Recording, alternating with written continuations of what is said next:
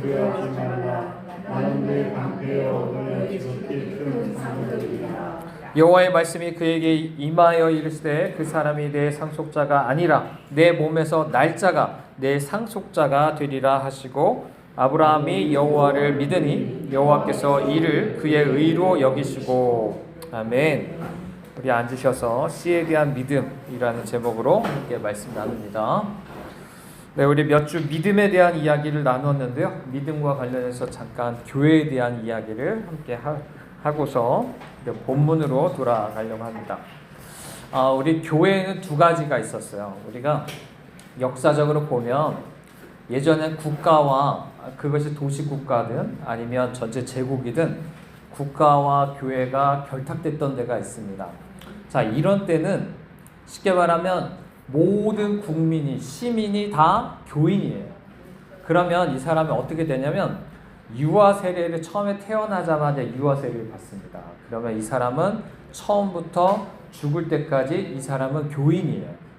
이런 식으로 가는 교회가 상당히 있었습니다. 가톨릭이 그랬고 나중에 루터와 칼빈이 있었던 도시 교회들도 대부분 그런 식으로 갔어요.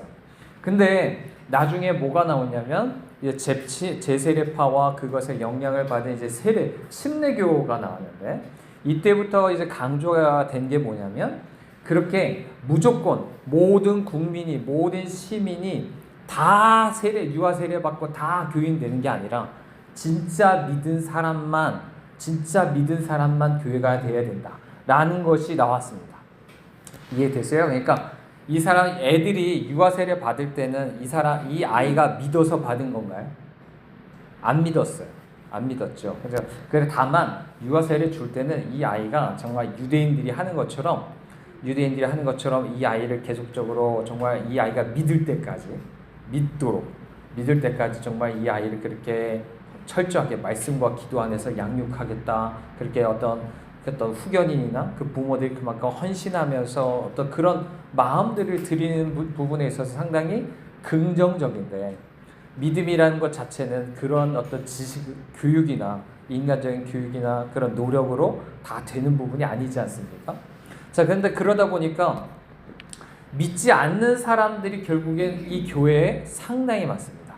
전자에는. 근데 믿음을 강조하는 교회가 되면 그러면 당연히 뭘까요? 믿는 자로서 회심하고 거듭난 사람들만 교회를 이루게 되는 거예요. 그죠? 이 차이를 아시겠어요? 그래서 우리가 어떤 교회를 추구해야 될까?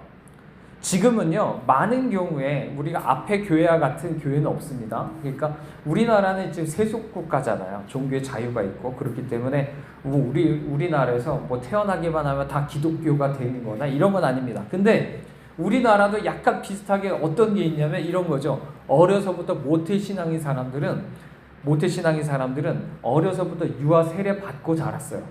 그렇게 없지 않아 기독교적인 영향력이 상당히 우리나라에 컸고 그리고 상당히 모태신앙이나 이런 사람들이 유아 세례 받았을 뿐 아니라 많은 사람들이 믿는 게 아닌데 몇 가지 순서만 밟으면 세례 주는 게 강했어요. 이해되시죠? 예를 들어 학습을 했습니다. 여러 가지 질문에 네라고만 대답하면 학습 통과하고 세례를 줬어요. 그게 그 사람이 믿었는지 안 믿었는지 중요하지 않았어요. 물론 그렇게 믿었다는 것에 대해서 그렇게 뭐라고 해야 될까? 확증이나 이런 거 별로 안 했던 것 같아요. 제 기억엔 그래요. 자, 근데 이렇게 되다 보면 우리 한국교회에서도 앞서 이야기했었던 교회들이랑 비슷하게 믿는 자가 교회가 아닌 거죠. 그죠? 그래서 우리가 주로 제가 강조하는 것도 뭐냐면 믿는 자가 교회가 돼야 됩니다. 이게 성경적인 것이에요. 구약에서는 그럴 수 있었어요. 구약의 이스라엘 백성들은 내가 믿지 않아도 육신적으로 엄마 아빠 때문에 내가 교회 다니면 당연히 교인이고, 그죠? 교인이고 또 그렇게 다녔어요. 몇 가지 의식만 따르고 교육만 받으면 다 교인이 될 수 있었어요. 그건 이스라엘 백성들이 다 그랬어요. 근데 교회는 이스라엘이 아니에요. 이스라엘이 아닙니다. 근데 이스라엘은 똑같이 내가 그 전철을 밟겠다. 우리 교회는 이렇게 말하는 건 그럼 그것이 종교가 된다는 의미밖에 안 돼요. 교회는 분명 신약 안에 있는 새로운 것입니다. 새로운 하나의 백성이고 이 교회는 분명히 믿는 자들 한 사람 한 사람이 믿어야 돼요. 한 사람 한 사람 믿어야서 그 믿는 자들이 함께 공동체를 이루는 게 교회가 돼야 됩니다. 그래서 물론 믿지 않는 자들도 올 수 있어요. 하지만 그들은 뭘 먼저 해야 될까요? 교회 와서 말씀을 들음 속에서 계속 들으면서 그 안에서 믿는 것이 중요한 거예요. 믿지 않는 자를 무조건 먼저 약간 예전에 교회들은 그런 경향이 많았거든요. 교회 성장, 숫자적으로 교회를 늘리는 거, 그리고 그러다 보니까 세례를 많이 주는 거, 뭐 이런 것들에 되게 포커스가 있었으니까 세례 점점 사람 많아지고 세례 많이 줬다, 막 이런 것들이 하나의 그것이 곧 뭐로 연결되냐면 그게 뭐죠? 교회 사이즈. 내가 이만큼 우리 교회가 크다, 힘 있다, 돈 있다 이런 거하고 연결이 돼요. 근데 그것도 세상적인 논리하고 또 그만큼 연결이 된다는 거죠. 근데 우리 교회는 사실 성경적으로 볼 때 신약적인 교회는 그런 교회가 아니다라는 것을 여러분 기억하시면 좋겠고, 그리고 이런 믿는 자들에 의해서 중생하고 거듭난 자들에 의해서 교회가 될 때 그때 비로소 뭐가 가능하냐면 이 앞에 교회가 경험하지 못한 진짜 교회를 이룰 수 있어요. 앞에 교회는 상당히 어떨까요? 아까 얘기한 것처럼 건물이 이런 사람들 뭘 중요할까요? 종교다 보니까 어떤 외적인 게 중요합니다. 그러니까 조직, 여러 가지 조직을 딱 갖춰놓죠. 여러 그리 조직을 갖춰놓고 체제를 유지하기 위해서 이제 다 여러 가지 조직이란 딱 갖춰놓고서 무슨 뭐 여러 가지 팀을 만들어 놓겠죠. 뭐 직분도 만들어 놓고 그걸 위해서 뭐 사실상 사람들을 다 끄집어당겨서 그런 사람들 세우려고 하는 것들이 많습니다. 건물을 유지하려고 하는 것들이 강하고요. 자, 근데 이런 건 종교적인 거예요. 근데 뒤에 있는 것은요, 정말로 거듭난 사람에 의해서만 이루어질 수 있어요. 생명을 유지시킬 수 있는 그런 구조. 그게 이제 우리가 주로 얘기한 가정교회입니다. 가정교회는 종교적인 사람이 할 수가 없어요. 할 수가 없고 정말 거듭난 사람, 예수 그리스도를 모신 사람들만 가능하고 그 안에서 실제 믿음에 합당한 이런 구조들을 가져갈 수 있습니다. 공동체 위주로 갈 수가 있는 거죠. 그래서 우리가 간단하게 얘기 드렸지만요, 믿는 자들로 구성되어서 믿음으로 가진 사람들이 그 생명에 합당한 교회를 만들어가는 게 신약교회예요. 이해되시죠? 정리하면 우리가 이런 교회로 나가셔야 됩니다. 이런 교회를 가야 되고, 믿음 없는데 무조건 막 뭐 사람 늘리고 교회 세례 주고 뭐 해서 막 종교적인 것만 만들어가고 막 그렇게 하는 거는 아마도 다른 교회들은 대부분 그렇게 가요. 그러니까 뭐 몇백 명, 몇천 명 막 이렇게 막 해서 그걸 자랑하고 하지만 사실은 그냥 종교에 가깝다, 그런 거는 라고 보시는 게 더 맞다라고 볼 수 있습니다. 자, 오늘 말씀으로 돌아가면요, 자, 오늘 말씀은 15장 1절에서 6절 말씀입니다. 우리 함께 보시면 이후에라는 말이 있죠. 이 얘기는 결국에 우리 14장과 연결이 되는 건데요. 그래서 14장에 뭐가 있었죠? 자, 이 사람이 형제를 구속해 왔습니다. 정말 자기가 목숨을 걸고 이렇게 구속해 오는 일이 있었고, 그때 소돔왕이 그것에 대해서 보상을 하려고 했지만 그것을 거부한 일이 있었습니다. 그죠? 그 후에를 이야기하는 거예요. 그때 하나님의 말씀이 임하였습니다. 하나님 말씀하시는데 이렇게 얘기하는 거예요. 아브라함아, 두려워하지 말아라. 나는 내 방패고 너의 지극히 큰 상급이다 라고 주님 말씀하십니다. 분명 우리 두려울 수 있습니다. 우리 두려울 수 있어요. 승리하고 나서 두려울 수 있어요. 왜냐하면 지금 얘기한 것처럼 내 왕이 만만치 않은 나라거든요. 그죠? 5 왕들을 다 사로잡고 정말 그 사람들 다시 자기들을 섬기도록 만드는 엄청난 강대국이거든요. 이 사람들이 다시 한번 복수한다고 쳐들어오면 어떻겠어요? 무섭죠? 두려울 수 있어요. 얼마든지 그럴 수 있습니다. 그래서 이런 감정 자체가, 가지는 것 자체가 잘못된 건 아닙니다. 하나님도 그걸 아세요. 아시고 주님께서 말씀하시는 거죠. 두려워하지 마라. 주님 말씀하세요. 근데 그러면서 그냥 끝나는 게 아니에요. 주님이 그냥 두려워하지 말라고 말만 하고 위로만 하는 게 아니라 실제 주님 우리에게 이런 얘기 하시는 거죠.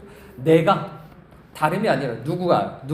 하나님 당신 자신이 너의 방패다. 내가 너를 보호해 줄 거다. 내가 그래 너의 큰 상급이라고 얘기합니다. 큰 상급이래요. 내가 너희를 보상해줄게, 갚아줄게 라고 이야기하는 거예요. 자, 이 문제는 너무나 중요합니다. 자, 뭐라고 얘기하죠? 마치 하나님이 나의 방패요 상급인 것은 레위인들에게 주님 약속하신 거랑 비슷해요. 레위인들에게 마치 당신이 우리의 기업이라고 말씀하신 것과 상당히 비슷한 말씀인데, 이 축복은 아무나 누리는 건 아니에요. 왜냐하면 자 보십시오. 14장에 보시면 롯이 나왔었잖아요. 이 롯 같은 사람은 분명히 이런 상황들을, 어떤 상황들을 처하기 쉽냐면 어떻죠? 소돔의 왕에게 다시 한번 속해서 그 땅에 살아갑니다. 그러면 그 의미는 뭐죠? 이 왕이 나의 방패라는 뜻이에요. 그죠? 그리고 대부분 롯 같은 사람은 이미 13장에서 보여준 것처럼 자기의 어떤 돈을 쫓아가는 사람이잖아요. 그러면 이 롯 같은 사람은 소돔 왕이 뭔가 자기의 전리품을 나눠준다고 할 때 얼씨구나 하고 그걸 받아들일 사람입니다. 그러니까 세상이 주는 방패와 상급을, 그것을 얼씨구나 하면서 받아들이는 사람들이 있어요. 롯 같은 사람.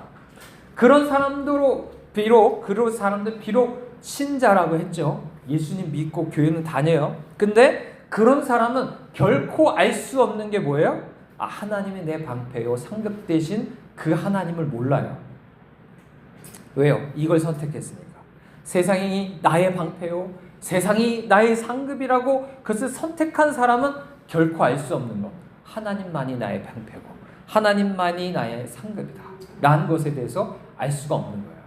그러니까 여기에는 분명히 선택이 있는 거예요. 엄청난 선택입니다. 우리가 아까 이야기한 것처럼, 자, 아까 이야기했잖아요. 내 왕을 쫓아가서 이거 찾아오는 건 만만치 않습니다. 정말로 강한 적에 대해서 내가 싸우는 거잖아요. 내가 정말로 이거는 당장 내가 죽을 수도 있고 살아난다 쳐도, 그 사람을 구출하는 것은 성공했다 쳐도 지금 이 아브라함처럼 얼마나 두렵겠어요. 언젠가 내가 죽을 수 있겠구나. 육신적으로만 생각해 보세요. 하나님 다 빼고서 생각해 보세요. 그러면 저 사람과 나만 비교해 보면 정말 그 가나안 땅에 있었던 거인들에 대해서 자기를 메뚜기로 여겼던 것처럼 얼마나 두렵겠어요. 그렇죠? 근데 그런 모든 계산을 뛰어넘어서 내가 이 사람들 다 물지고 구속해 왔어요. 그렇죠? 그리고 나서 실 하나라도 취하지 않았습니다. 얼마나 내가 열심히 수고했으니까 그것에 대해서 내가 얼마나 당연히 내 거라고 얘기하면서 그 보상을 받고 싶다고 하면서 그것을 취하고 싶은 게 얼마나 많겠습니까? 근데 그것을 하나도 취하지 않았어요.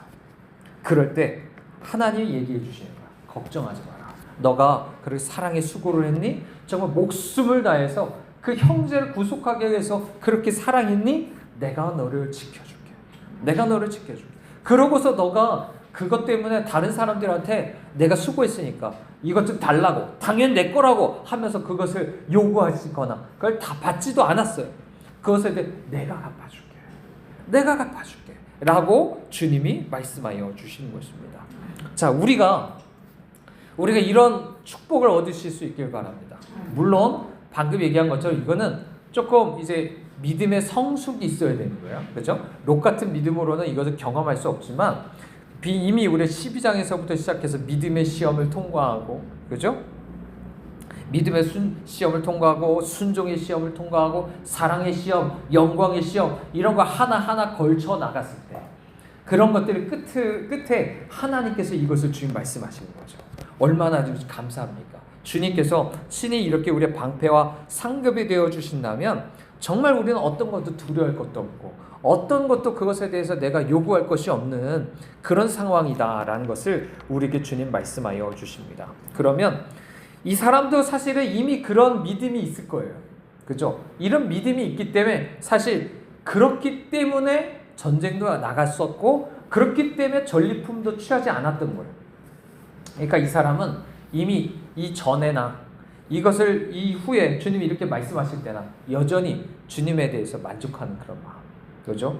이미 딱 믿음으로 굳세게 딱 서 있는 거죠. 그죠? 굳세게 서 있기 때문에 전쟁도 나갈 수 있고 이후에도 주님 앞에 두렵지 않고, 그죠? 이런 어떤 모습들을 주님 우리에게 말씀하여 주십니다. 자, 2절에 보면 근데 아브라함이 이렇게 이야기합니다. 주님 그러면 제게 무엇을 주시려고 하십니까? 라고 이야기하면서 자, 아브라함이 한 가지 구한 것에 대해서 이야기를 합니다. 자, 뭘 구하냐면 나는 자식이 없다라고 얘기하죠. 3절에 보면 뭐죠? 주님이 내게 씨를 주시지 않았대요. 4절에서 뭐라고 하죠? 내 몸에서 날짜에 대해서 이야기를 합니다. 하지만 이 모든 것은 결국에 뭐에 대한 거냐면 결국 그것이 연결되는 건 상속자라는 말입니다. 상속자라는 말. 그러니까 내 몸에서 난 자식.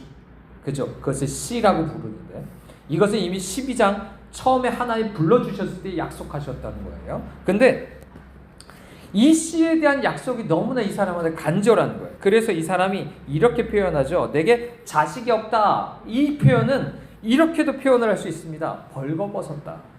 벌거벗었다라는 뜻이 있어요. 그러니까 내가 자식이 없다는 뜻은 그만큼 벌거벗은 것처럼 되게 부끄러운 일인 거예요. 부끄러운 일. 그러니까 이 성경에 나오는 여자들이 무자한 여자들, 불임한 여자들이 다 그렇게 생각을 했어요.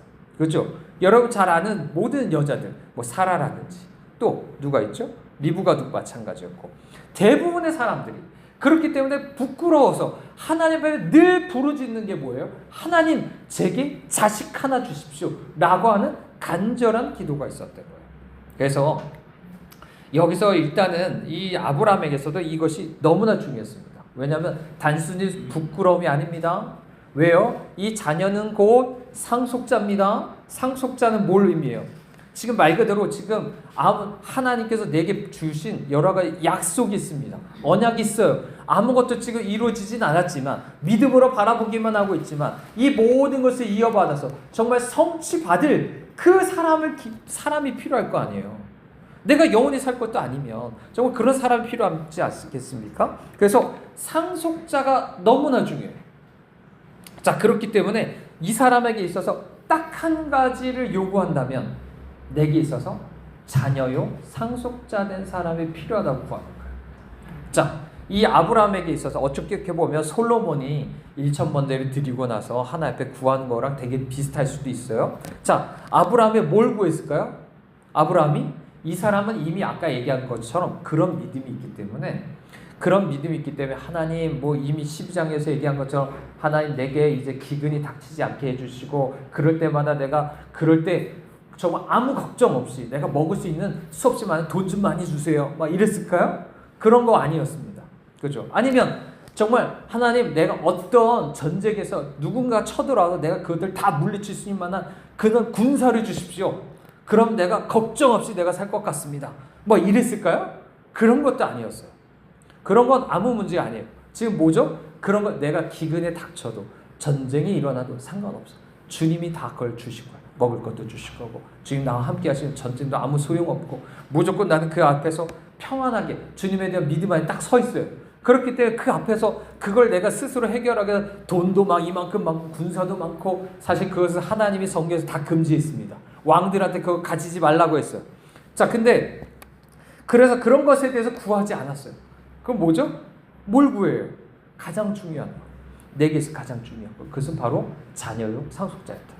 라고 이야기합니다. 그러면 여기서 말하는 자녀의 상속자가 뭐냐면 결국엔 그것은 로마서 4장 말씀과 우리가 연결해서 생각해 보십시오. 그러면 여기서 씨라고 말하는 건 결국 예수 그리스도를 가리킵니다. 여기서 나오는 나중에 자녀가 누구죠? 결국 이삭인데 이삭은 결국 예수 그리스도를 가리켜 말하는 것입니다.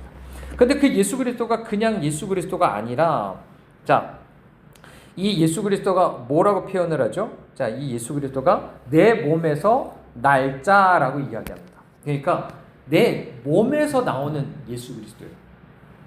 자, 그렇기 때문에 이것을 어떻게 표현할 수 있냐면 내 안에 생명으로 오시는 예수님이 씨요 상속자다라고 표현을 하고 있는 것입니다. 그렇죠? 우리가 어제 우리 수련회 때 이것에 대해서 우리가 이야기했는데 여러분 이것이 너무나 중요한 거예요. 그리고 그 예수 그리스도를 믿음으로 말미암아서 나도 똑같이 하나님의 자녀의 상속자가 나오게 되는 거. 그렇죠? 그리고 그것이 자 5절 말씀에 보면 그런 예수 그리스도의 후손들이 무별과 같이 많아지게 되는 것. 이것이 하나님께서 말씀하여 주시는 거예요. 그게 아브라함의 후손으로서 많은 사람들이 그렇게 될 것에 대해서 이야기하고 있는 것입니다. 자, 우리는 이때 우리가 구해야 될 것은 뭐냐면 이런 겁니다. 2절 말씀에 보면 이 사람은 뭐라고 얘기하죠?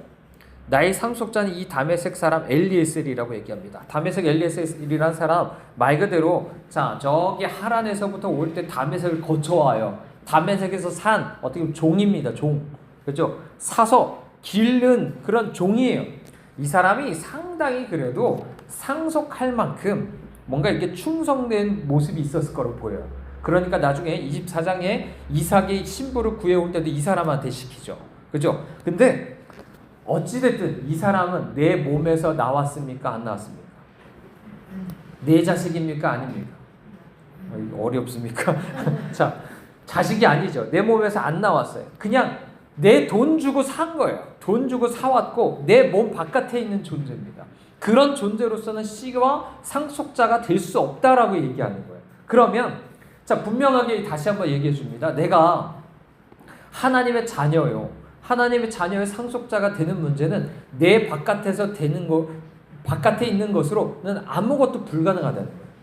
그것이 그 무엇이 어떻게 지금 다메섹 엘리에셀이 얘기하는 것처럼 어떻든 그것이 엄청나게 충성되고 뭐 하든 뭐 그 아무리 갖다 붙여도 그 사람은 내 자식이 아니에요.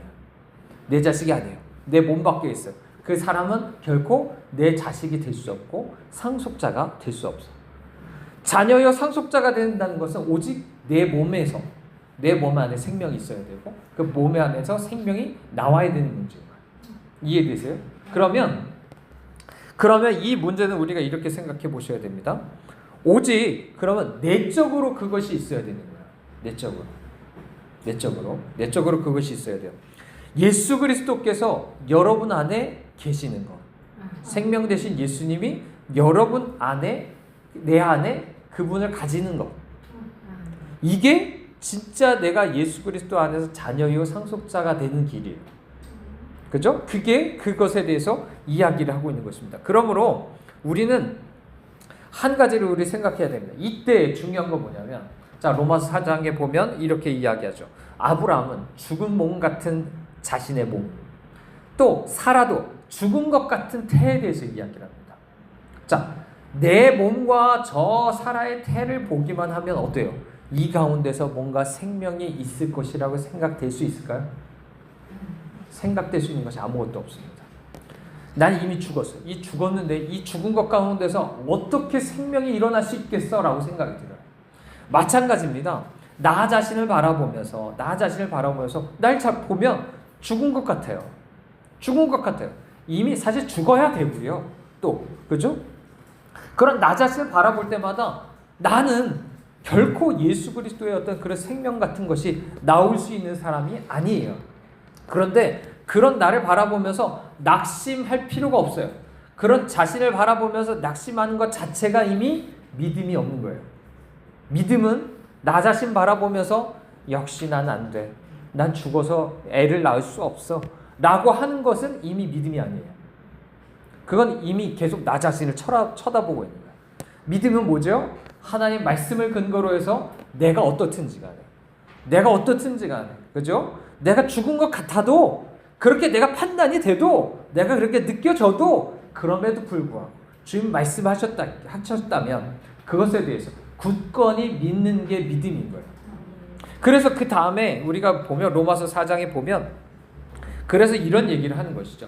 하나님이 죽은 자 가운데서 예수 그리스도 살리신 분에 대해서 믿는 것에 대해서 이야기합니다. 예수 그리스도조차도 어때요? 죽은 자 가운데서 주님이 살리셨어요. 마찬가지입니다. 죽은 것 같은 우리 몸 안에 주님의 생명이 있게 하시는 것도 엄청난 저 부활의 역사가 우리 안에 있게 되는 거예요. 그 부활의 역사가 있게 하신 그 하나님을 믿을 때 이게 중요한 거예요. 그런 믿음이 있을 때 주님이 뭐라고 얘기하십니까? 자 6절에 보면 그 믿음을 의로 여기셨다 라고 주님 표현하고 있는 거죠. 자 여기서 다시 한번 로마서 4장에 돌아가면 다시 한번 얘기합니다. 주님은 우리의 믿음으로 여길 때 뭐라고 했죠? 그게 할례 받았을 때인가요? 아닙니다. 할례는 나중에 받아요. 나중에 한 17장쯤에 나옵니다. 17장 정도에 나중에 할례를 받아요. 그러면 할례 전에 이미 의로운 거예요. 그죠? 그래서 무할례 시에 이미 의롭다고 말하죠. 그죠? 그리고 할례는 이 믿음으로 의롭다는 받은 걸 인친 것뿐이다 라고 명확하게 얘기합니다. 그러니까 다시 한번 어제도 얘기했지만 세례 받은 것을 의롭다는 받아요? 이해되시죠? 우리가 계속 아까 얘기한 것처럼 전에 있었던 약간 그런 교회 시스템에서는 세례 받아야만 구원받은 것처럼 믿는 사람들이 꽤 많았어요. 근데 아닙니다. 절대 그렇지 않아요. 오직 예수 그리스도 믿는 믿음. 그러니까 다시 한번 물어봐야 되는 거예요. 특히 어른 된 사람들, 최소 13살 이상 된 사람들은 물어봐야 되는 거예요. 내 자신이 정말 나는 그런 하나님을 믿는가? 죽은 것 같은 내 자신 안에도 예수 그리스도께서 내 안에 사시고 생명 되어 주신다는 걸 나는 믿었는가? 그 믿음이 내게 있는가를 물어봐야 되고, 그 믿음이 있을 때 비로소 내가 주님의 자녀요 상속자가 됐다라고 말할 수 있다는 거죠. 그리고 나서 여기에도 생각해 보시죠. 지금까지 이 아브라함이 자기가 행한 것도 생각해 보세요. 자기가 행한 것을 주장했습니까? 내가 본토 친척 아비 집을 떠나 나온 것, 상당히 많은 걸 포기했습니다. 하나님 따라 나온다고 포기 많이 했습니다. 그죠? 여러분 그런 포기하셨습니까? 그런 걸 포기했다고 해서 내가 그걸 주장하면 자, 저 의롭죠? 라고 말했나요? 아브라함이? 저 의롭죠? 라고 말하지 않았어요.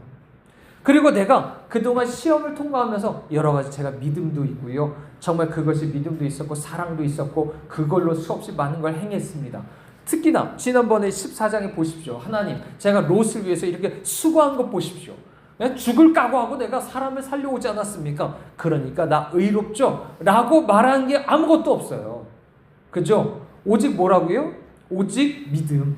하나님을 믿는 믿음 안에서 그 사람이 의롭다함 받았다 라고 우리에게 주님 말씀하여 주시는 것입니다. 그러므로 이 말씀이 상당히 우리에게 강조해서 우리에게 이야기가 되고 있습니다. 이것이 끊임없이 주님께서 우리에게 다른 성경 안에서도 끊임없이 우리에게 반복해서 이야기하죠. 그래서 로마서 4장 3절이나 갈라디아서 3장 6절이나 야고보서 2장 23절에서 똑같은 말씀을 계속 인용하면서 아브라함이 하나님을 믿음에 그것을 그에게 의로 여겨진 바 되었다, 정했다라는 것을 끊임없이 우리에게 이야기하고 있는 바입니다.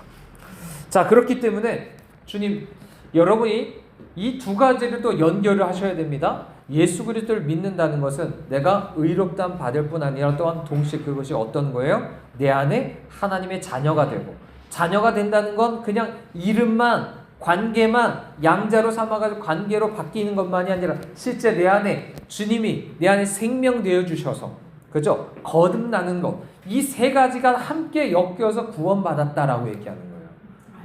이해되시죠? 그래서 그거를 따로 생각하시면 안 된다라는 것을 다시 한번 우리에게 이야기해 주고 있습니다. 물론 느헤미야에서나 이런 데 보면 자, 아브라함의 마음이 주 앞에서 충성됨을 보고 그와 언약을 맺었다 뭐 이런 이야기도 합니다. 하지만 자, 충성됨 자체를 먼저 그것을 가지고 우리에게 믿음이랑 물론 충성됨이 같은 말이긴 하지만 주님이 충성되어야만 너를 의롭다 여겼다라고 말하지 않았어요. 이해되시죠? 진짜 믿을 때 충성됨이 나옵니다. 믿으면 그 안에 충성이 나와요. 어제 배운 거죠. 성경의 열매, 마지막에 얘기한 충성과 온유와 절제, 오래 참음, 인내, 뭐 여러 가지 이런 것들이 나와요. 하지만 열매를 먼저 요구하면서 야, 너 이런 요구 있냐? 너 열매 있냐? 그럼 내가 널 믿음으로 여겨주겠다고 말하지 않으십니다. 그죠? 그래서 물론 우리가 요즘에 이런 책이 있어요. 실제 충성으로 구원받는 것에 대해서 나오는 책들이 있습니다. 그런 거는 이런 거죠. 워낙에 우리가 믿는 믿음을 가졌다고 말하면서도 충성되지 않은 모습을 보이는 게 너무 많으니까 또 그걸 강조하는 책들이 나오는 거예요. 이해되시죠? 그러니까 믿음 이후에 충성됨이 있어야 되는데 충성됨이 없다 보니까 그런 게 나옵니다. 하지만 그렇다고 해서 충성됨을 먼저 요구하면서 너 왜 이렇게 충성되지 못하냐? 너 맨날 기근에 빠졌다고 저기 애굽에 갔다 오고 뭐 이렇게 주님 책망하시고 야, 넌 쓸데없다 야, 넌 자격 없다 야 라고 하지 않으신다라는 것을 우리가 다시 한번 기억하길 바랍니다. 분명히 이야기하는 것처럼요, 우리의 눈으로 바라보는 게 아니라 주님의 이 약속을 믿어야 되는 거예요. 주님 말씀이 있는 것입니다. 그죠? 주님 약속이 뭐예요? 내 안에, 내 몸에서, 분명히 얘기해요. 내 몸에서 날짜가 상속자가 될 것이다. 그러면 뭐예요? 내 몸 바깥이 아니라 내 몸에서 나올 것이고, 그 나온 자가 상속자가 될 뿐 아니라 그 안에서 많은 자손들이 무별같이 된다는 그 말씀. 그 말씀과 그것을 실제 죽은 것 같은 이 말씀과 동떨어져서 내 몸은 어때요? 그것을 이루기엔 너무나 다 죽은 것 같은 그런 모든 상황일지라도 그럼에도 불구하고 믿는 믿음. 이 믿음이 구원받는 믿음이다 라고 얘기하는 겁니다. 이게 자 앞에서 나온 믿음하고 그럼 조금 비교해 볼까요? 12장에서부터 믿음이 있었습니다. 자, 그렇죠. 12장에서도 분명 부르심을 따라 나서는 믿음이 있었고 여기서도 믿음이 있어요. 자, 무슨 차이일지 우리가 생각해 볼게요. 물론 우리가 이것을 너무 따로 이제 분리하는 게 좀 어려움이 있겠지만 자, 이렇게 생각해 볼 수 있을 것 같아요. 자, 첫 번째 믿음은 우리가 첫 번째 믿음은 이런 것들이 있습니다. 내가 하나님께서 하나님 앞에서 예를 들어 보면 제자들이 3년 동안 주님을 따랐던 믿음이 있습니다. 그죠? 어느 정도 믿음이 있어요. 예수님 불러주셔서 따랐잖아요. 그죠? 정말 머리 둘 것 하나 없는 그 예수님을 따라 나섰다니까요. 대단해요. 정말 그물도 아버지도 다 뒤로 남겨서 주님 따랐잖아요. 그것도 아무나 가지는 믿음이 아닙니다. 분명 무리하고 구별이 돼요. 그죠? 자, 근데 그 믿음하고 예수 그리스도께서 십자가에 달려 돌아가셔 부활하신 후에 그들이 가지고 있는 믿음하고는 다른 거예요. 그죠? 그런 믿음하고는 다르고 분명히 우리가 그 믿음을 가져야 돼요. 그 믿음이야말로 구원받는 믿음입니다. 앞에 거의 믿음은 아까 얘기한 것처럼 모든 상황들, 그죠? 내가 기근에 처하든 전쟁에 처하든 어떤 이런 상황들에 처해도 그 모든 것 안에서 그걸 모든 걸 주관하시고 하신 것에 대한 그 믿는 믿음에 대한 하나님입니다.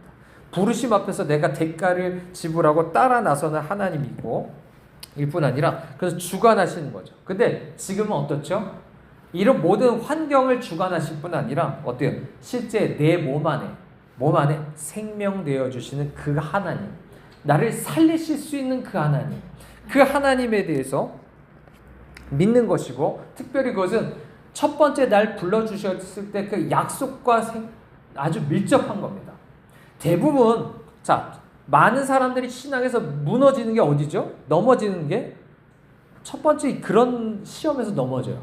첫 번째 예를 들어 아까 얘기한 것처럼 내가 먹고 사는 문제, 기금 문제, 전쟁 문제 이런 문제 앞에서 내가 믿음으로 한 발자국 넘어가기도 전에 많은 사람들이 넘어져요. 근데 그것은 대부분 어떤 문제? 그러니까 오늘 내게 닥치는 문제들, 상당히 말 그대로 오늘 하루하루 살아가는 문제들이에요.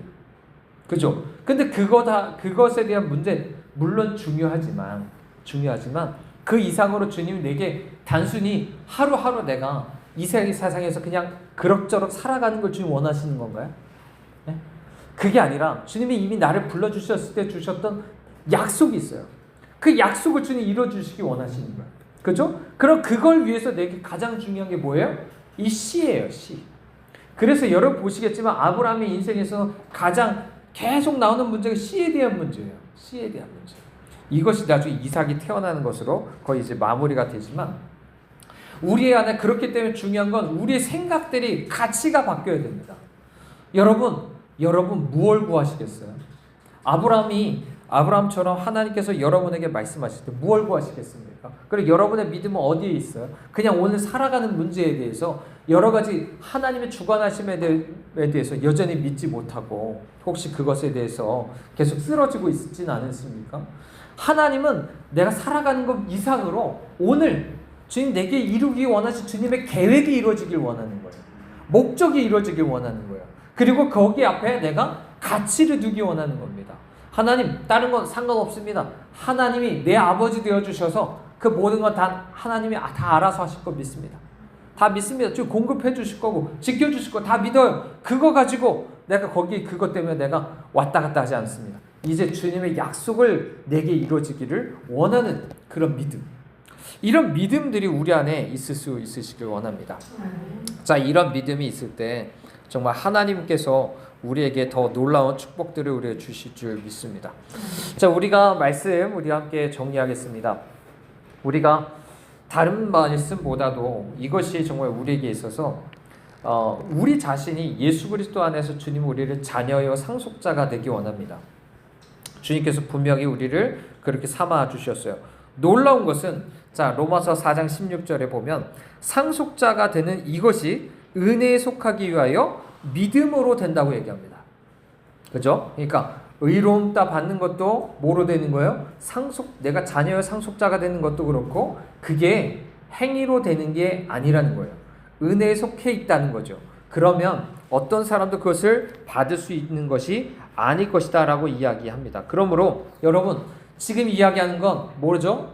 믿음에 대한 얘기입니다. 모든 게 다 믿음입니다. 의롭다함 받는 것도, 자녀가 되는 것도, 자녀의 그 생명이 내게 있는 것도 오직 믿음입니다. 행위가 어떤 것도 그 안에 들어가지 않아요. 분명하게 로마서 8장 17절에도 자녀이면 상속자라고 했잖아요. 그러니까 따로 노는 게 아닙니다. 자녀긴 자녀인데 상속을 못 받는 사람이 있는 게 아니고, 그죠? 여기서 뭐 다메섹 엘리에셀처럼 따로 노는 게 아니라 상속자면 주님이 우리에게 분명히 상속자가 되게, 자녀면 상속자가 되게 하시는 이런 것을 우리에게 주시기 원하신다라는 것을 이야기합니다. 그리고 갈라디아서 3장 29절에도 얘기하죠. 너희가 예수 그리스도의 것이면 곧 아브라함의 자손이다. 그래서 약속대로 유업을 이을 자다라고 주님 명백하게 우리에게 주님이 말씀하여 주신 것입니다. 자, 그러므로 우리가 행해야 될 것은 이것입니다. 우리가 나중에 뭐 이스마엘과 관련해서도 뭐 계속 이 부분은 더 자세하게 이야기할 것들이 있겠지만, 자, 우리가 분명하게 생각할 것은 이런 겁니다. 내 몸 바깥에 있는 뭔가로, 그죠? 그것이 대부분 외적인 것이라는 걸 얘기하는 거예요.